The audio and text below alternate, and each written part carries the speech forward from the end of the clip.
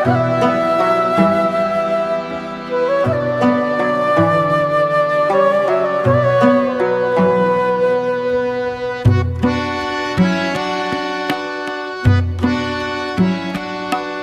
تنهایی شپه وه کومره خاموشه پرتا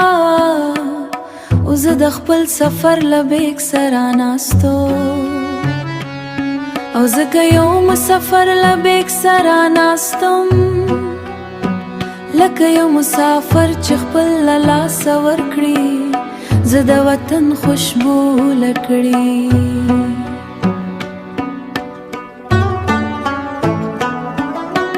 ما بکرورو خلاص کړل جامې مې یو په یو راویستې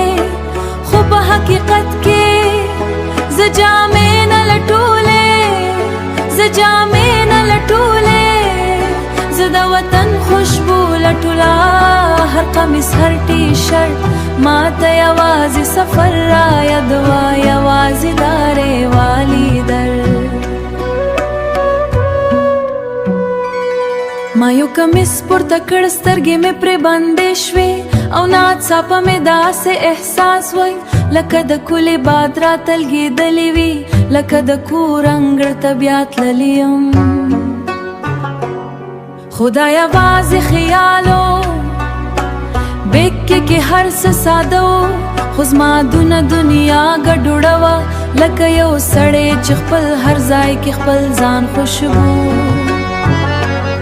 ما یو ټوکر بوی کړ هیله مې وه چې شاید د مور د پخلنځي بوی به پکې وي یا د باران وروسته د خاورې هغه خوشبو چې د وطن نښه وي